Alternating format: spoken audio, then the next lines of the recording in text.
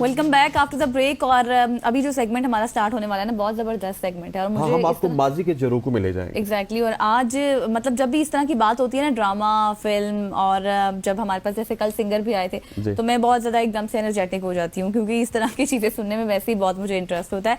क्योंकि हमारे साथ आज मौजूद है माजी की खूबरू अदाकार अली अफजल साहब। खूबरू वो आज भी है। हाँ एग्जैक्टली, माय बैड। मैं आज भी वो हैं अली अफजल साहब, जिन्हें 90 की दहाई में कई मकबूल ड्रामों में दिखाया गया और अपने अरूज के ज़माने में शोबस को खैर बाद कहने वाले अली अफजल ने दीन के रास्ते का भी इंतखाब किया और इसके साथ साथ उन्होंने एंकरिंग भी की, सोशल मीडिया पर भी उन्होंने फ़राइज़ सर अंजाम दिए और बहुत ज़बरदस्त ड्रामे भी किए इसने। बिल्कुल ऐसी है और जब हम इनको देखते हैं तो यकीन मानिए हमें वो तमाम तरह जमाना याद है। अच्छा जमाना होता था जब हम इनको देखते थे। अली अफजल साहब हमारे साथ मौजूद है। Sir thank you so much for joining us. सबसे पहले तो ये बताइए कि अब पर्दे से भी आप गायब हैं, एंकरिंग तो एक्टिंग तो आपने पहले ही छोड़ दी थी, लेकिन उसके बाद कहीं ना कहीं पे हमें आप एंकरिंग करते हुए, शो होस्ट करते हुए नजर आते थे।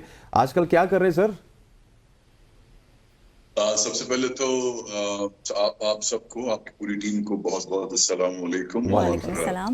क्योंकि आज मुझे नहीं पता कि ये चूंकि लाइव जा रहा है तो आज 25 दिसंबर है, तो कायद आज़म मोहम्मद अली जिन्ना की तारीख पे पैदाइश का दिन है। सबको बहुत बहुत मुबारक हो। और आज चूंकि 25 दिसंबर है तो सब हमारे क्रिश्चियन ब्रदर्स को बहुत बहुत मैरी क्रिसमस। क्या हो रहा है, मैं आजकल अपनी एक इमिग्रेशन असिस्टेंस फर्म है कोरू कंसल्टेंट्स के नाम से, और अब तो खासे लोग जो पाकिस्तान में रहते हैं माशाल्लाह, क्योंकि हमारे जो क्लाइंट हैं वो ऑल ओवर द वर्ल्ड ही हैं, लेकिन ज्यादातर पाकिस्तान से हैं। तो ये चूंकि कराची में मुकीम है तो अब मैं अपने इस बिजनेस में को इस्टेब्लिश करने में और जो रिस्पॉन्सिबिलिटीज मेरे सर पे हैं, मेरे कंधों पे हैं, तो उसको निभाने की कोशिश करता हूँ, तो इसलिए बिल्कुल टाइम नहीं मिलता। सही सही। अच्छा अली साहब, जिम्मेदारियां तो अब आपकी बढ़ गई हैं, यकीनी तौर पर आपने उनको निभाना है, लेकिन हमें अपनी इब्तिदाई जिंदगी के बारे में बताइए। कैसे आप शोबिस इंडस्ट्री हुए और फिर क्या क्या अरूज आपने देखा? जी बिल्कुल, जैसे कि आपने अपने इंट्रो में कहा कि मैं अर्ली 90s के अंदर मैंने अपने टीवी करियर का आगाज किया। उस जमाने में तो आपको पता है कि बहुत ज्यादा चैनल होते नहीं थे, पीटीवी, और मैं उन खुशनसीब मैं कहूँगा एक्टर्स में से हूँ जिन्होंने पीटीवी का वो पीक टाइम देखा हुआ है और वो किस तरह से एक्टर्स स्ट्रगल करते थे। आज तो फिर भी इतनी स्ट्रगल नहीं होती आज, फिर भी एक पैथवे है वो खासा आसान है। जितने भी एस्पिरेंट्स हैं जो एक्टर्स बनना चाहते हैं या बनना चाहती हैं, लेकिन हमारे जमाने में एक ही चैनल होता था और जो प्रोड्यूसर्स होते थे वो भी बहुत ही उनको मुतासिर करना और उनको ये बताना कि आपके अंदर पोटेंशियल है, वो इतना आसान नहीं होता था। लेकिन चूंकि मेरा ताल्लुक एडवर्टाइजिंग एजेंसी से था और मेरा जाना आना पीटीवी में होता था कभी कभार, तो मुझे आज भी याद है, ऐसा लगता है कल की बात है, हालांकि इट वाज 1993 और 4 आई गेस। तो हमारे बड़े एक पीटीवी के नामवर डायरेक्टर हारून रिन साहब, जिन्होंने बेशुमार जंगल, दीवारें, ये सारे ड्रामे उन्होंने ही डायरेक्ट किए, प्रोड्यूस किए। तो वहां से मेरे करियर का आगाज हुआ। मैंने प्ले जो किया वो फैज साहब की नज्म है जर्द पत्तों का बंद जो मेरा देश है। तो वो एक टेलीफिल्म थी जिसमें मैं और फजीला काजी साहिबा ने काम किया था। तो और उसके बाद रेस्ट इज द हिस्ट्री।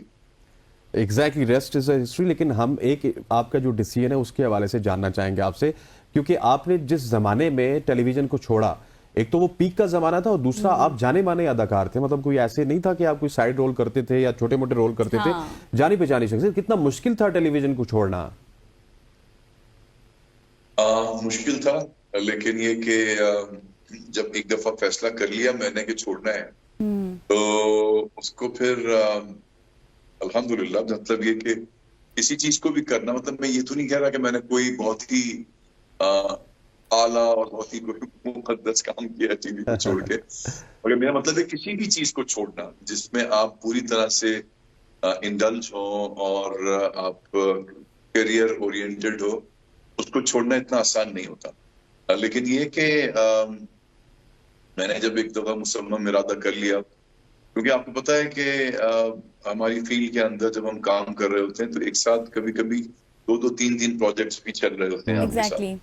तो आप इंगेज होते हैं, आप की डेट्स ऑलरेडी डायरेक्टर्स ने और प्रोड्यूसर्स ने ली होती हैं, तकरीबन पूरा साल ही आप बिजी होते हैं अगर आप वाकई एक बिजी एक्टर हैं तो मेरे लिए इसलिए थोड़ा सा मुश्किल था कि मुझे जब मैंने फैसला किया कि मैं अब शोबिज नहीं करूंगा, तो मुझे आज भी याद है समी सानी हमारे बड़े अच्छे एक्टर दोस्त भी हैं और डायरेक्टर भी हैं, उनका मैं ड्रामा कर रहा था। जब मैंने उनसे कहा कि यार मैं जिस दिन मेरा आखिरी दिन था शूट का, मैंने कहा आइंदा से मैं काम नहीं करूंगा, ठीक है। तो वो तो शायद शुरू में यही समझे कि यार ये थोड़ा सा इस वक्त दिमाग ठीक है शायद, और कभी कभी आते हैं एक्टर्स पे मूड्स आते हैं, मूड स्विंग होते हैं, तो ये वो उसने मुझे सीरियसली नहीं लिया मेरी इस बात को। उसने कहा अच्छा चलो ठीक है आई हो।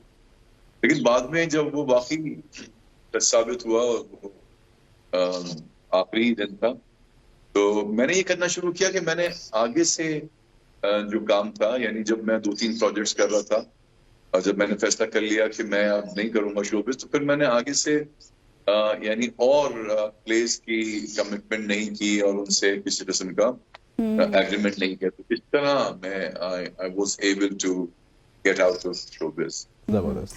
अच्छा अली साहब, उमूमन हम ये जब बात करते हैं ना कि जब एक दरवाज़ा आपके लिए बंद होता है तो अगले अल्लाह ताला मजीद खोल देता है, लेकिन इंटरेस्टिंग बात यह है कि यहाँ से आपने खुद लीव किया, आप खुद गए, और फिर जब आपने छोड़ा मुश्किल भी था आपके लिए, लेकिन जिस रास्ते पर आप गए वो भी बहुत ज़बरदस्त रास्ता था। दीन के रास्ते पर चलने के बाद आपकी ज़िंदगी में कैसी तब्दीलियाँ आई?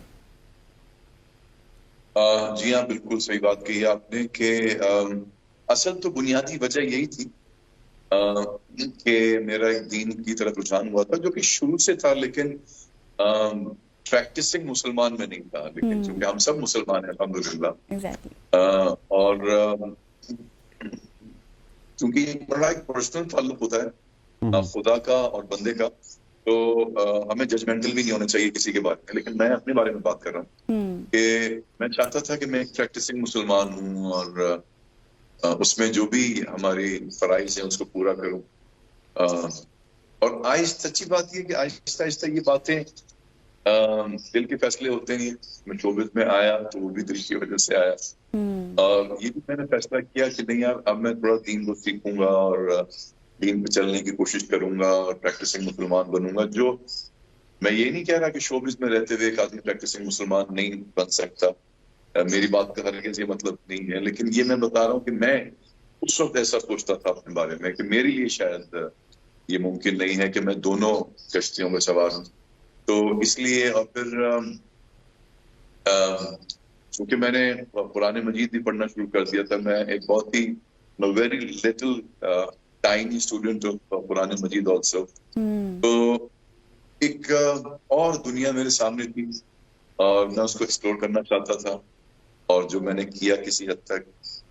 और आज मुझे खुशी है कि अल्लाह का शुक्र है, जैसे कि मैंने बताया कि हमारी कंपनी कोरू कंसल्टेंट्स एक इमिग्रेशन असिस्टेंस फर्म है, जो कि न सिर्फ उन लोगों को जो अमेरिका, कनाडा, यूरोप जाना चाहते हैं उनको इमिग्रेशन की असिस्टेंस प्रोवाइड करती है, बल्कि साथ साथ हमारे जो स्टूडेंट्स हैं पाकिस्तान के, जो यूरोप या अमेरिका या कनाडा जाके अपनी ग्रेजुएशन करना चाहते हैं या पोस्ट ग्रेजुएशन करना चाहते हैं, उनको भी एडमिशन में मदद करती है। तो अब अल्लाह का शुक्र है क्योंकि मेरी फर्म भी खासी एस्टेब्लिश्ड है और मुझे कोई रिग्रेट पश्चिमानी नहीं है इसकी।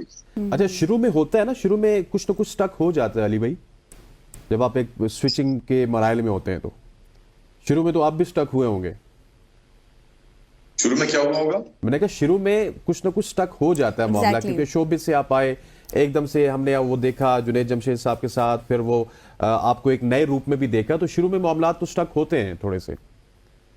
हाँ, नहीं, इसमें कोई शुबा नहीं है कि किसी चीज की भी एडेप्टेबिलिटी जो होती है इतनी आसान नहीं होती। लेकिन जैसे मैंने बताया कि मेरा तो मामला ये था कि मैं अपने तौर पे दीन को सीखना चाहता था, और आपने जैसे you rightly took the name of Junaid Jamshed भाई, अल्लाह उनको फरीक रहमत करे और जन्नत में आला दर्जात अता करे उनको।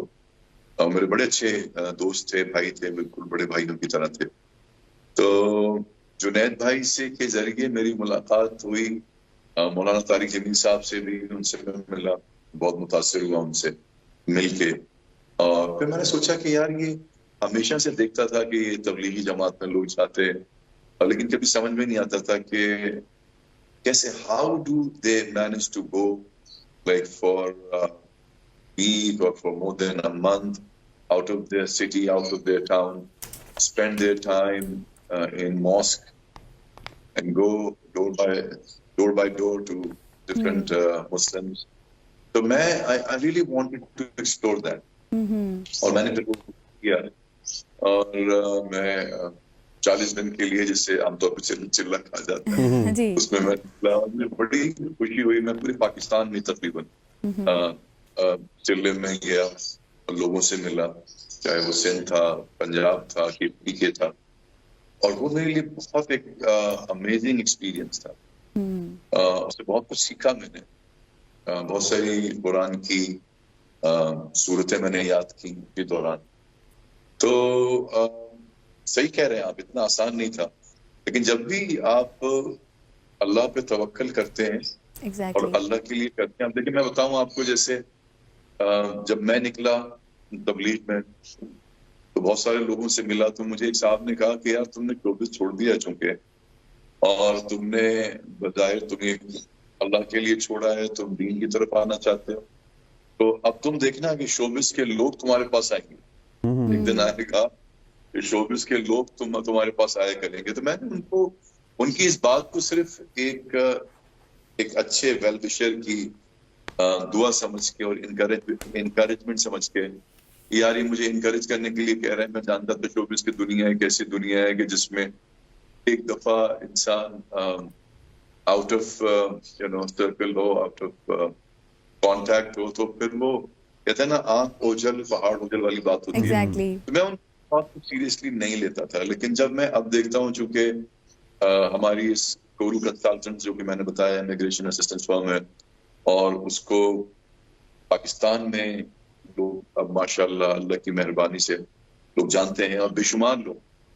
आपको जान के खुशी होगी और हैरत भी होगी कि तकरीबन 350 पाकिस्तानियों का ग्रीन कार्ड जो होते हैं, यानी उनकी परमानेंट रेजिडेंसी, कुछ की हो चुकी है और कुछ की अब they are already on the path, ये उनको मिलने वाली है। तो जो ये मुझे अचीवमेंट मिली, और एक बिजनेस स्टैब्लिश हुआ, और मुझे पाकिस्तानियों को मदद दी, क्योंकि आपको पता है कि जहाँ इमिग्रेशन के मामला हैं, खासतौर पे अमेरिका के लिए, उसमें हमारा जो इंडिया है वो खासा आगे है as compare to Pakistan, not because of the fact कि वो किसी उसके और कुछ मेजरमेंट्स हैं, बिकॉज वो उनकी पॉपुलेशन इतनी है, वो तकरीबन 130 करोड़ की, ये शायद इससे भी ज्यादा उनकी पॉपुलेशन है। तो उनका चूंकि पॉपुलेशन बहुत ज्यादा है, तो इसलिए उनका शेयर भी ज्यादा है।